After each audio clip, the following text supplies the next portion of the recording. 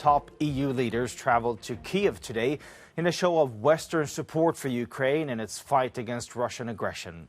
German Chancellor Scholz, Italian Prime Minister Draghi, French President Macron and Romanian President Iohannis met with President Zelensky for the first time since the war began.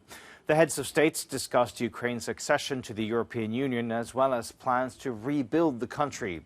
Speaking in a joint press conference, Zelensky underscored the importance of unity and said Ukraine is one step further towards EU membership. Emmanuel Macron and Olaf Scholz insisted that Europe was behind them. By the unprecedented sanctions that we have adopted, by the huge economic, humanitarian and military support that each of our countries and the whole EU has given to Ukraine, and that we will again intensify. We are, and we always will be, at your side to defend your sovereignty. Mr. President, dear colleagues, I'm in Kyiv to bring you one very clear message. Ukraine belongs to the European family. Now let's bring in our international correspondent Annelies Borges, who joins us live from Paris. Good evening, Annelies. So what was the main outcome of today's meeting? Hi there, Pero. I guess the most significant outcome of the visit really was that unanimous message of support for Ukraine's EU membership.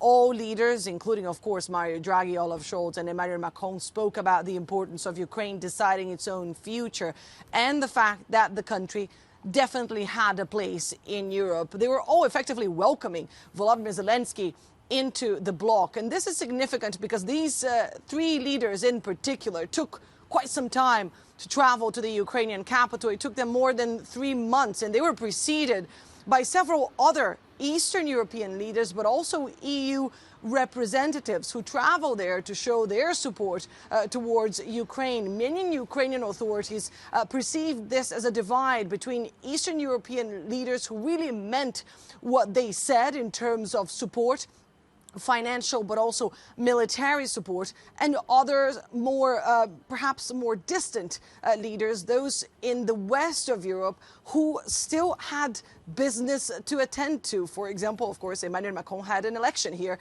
to win.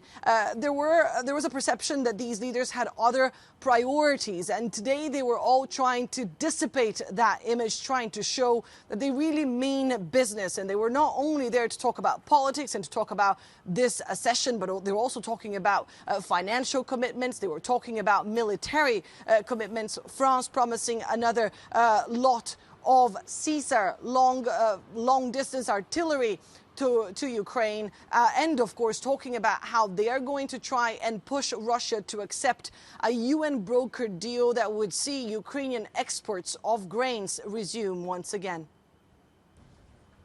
Thank you, Annelies Borges, live from Paris. And now I want to turn to Brussels, where we have our correspondent Maeve McMahon joining us live.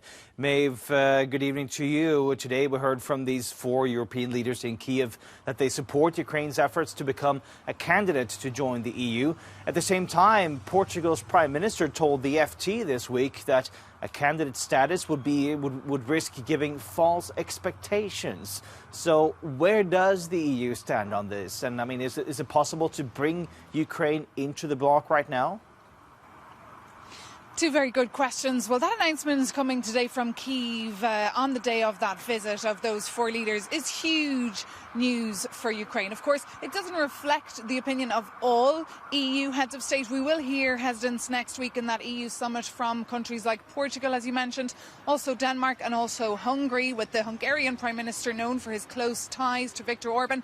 That said, the European Commission tomorrow will come out with its opinion on that potential candidacy for Ukraine. And it's likely to encourage EU heads of state and government to welcome this status. And not just for Ukraine, but also for Moldova, but not for Georgia. That also applied back in March.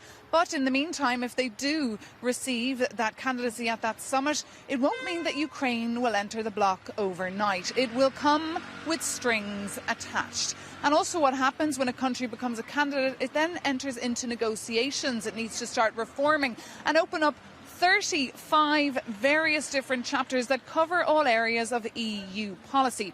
Once those chapters are completed, then an accession treaty can be penned. That treaty pair needs to be ratified by all EU member states and as well the country itself. As you can imagine, this process takes time. Some are anticipating that if Ukraine does ever become an EU member state, it could take at least a decade. You can take a listen now to Michael Emerson, an expert on all things EU enlargement from SEPS, a think tank here in Brussels. Would adopt as a marker that Croatia took from the Commission's opinion to actual accession took 10 years, a decade. And so I would say for Ukraine, a decade also. I would not say, like President Macron, decades in the plural. I say this partly because Ukraine has, since 2014, been implementing a very ambitious association and free trade agreement with the EU. And this means that if you look at it as an accession candidate, they're almost halfway there. I mean, they've been doing it in parallel without being an acknowledged candidate. And the same is true of Moldova and Georgia. So all eyes on that EU summit next week to see what the final overall EU decision is. But many experts worrying that Ukraine, like many countries in the Western Balkans, even that are candidates, could be left dangling for years and years and years. Thank you so much, Maeve McMahon, live from Brussels. Now, let me bring in our correspondent, Galina Polonska, who joins me live. Good evening, Galina. French President Macron has had numerous phone calls with Russian President Vladimir Putin. He's even been having discussions with him sitting at this really big desk there in Moscow. Now Macron and those other leaders are throwing their support behind Ukraine to even get an EU candidate status. What are you hearing from the Kremlin about this? Hello, Pal. Well, the Kremlin has surely watched this visit extremely closely, and there were some comments from Moscow that made me think that to see all of those leaders in Kyiv, to see this overwhelming support to Ukraine was extremely annoying to Moscow. So the deputy head of Russia's Security Council, Dmitry Medvedev, actually mocked this visit in his Twitter account.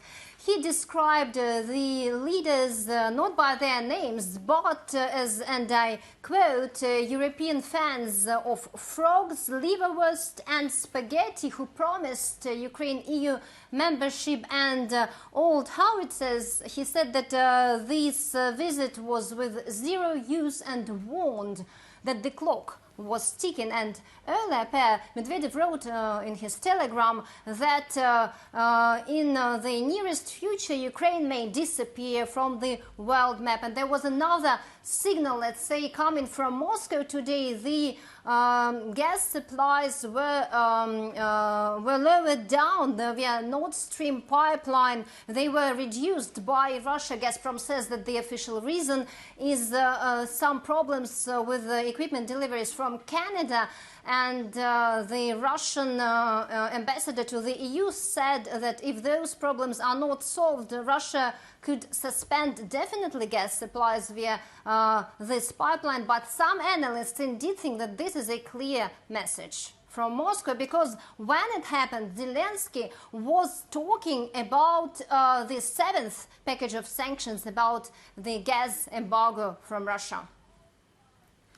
And Galina, more weapons also announced from European and also NATO members today. Do you think that Putin thinks that the West is now actually getting involved actively in the conflict?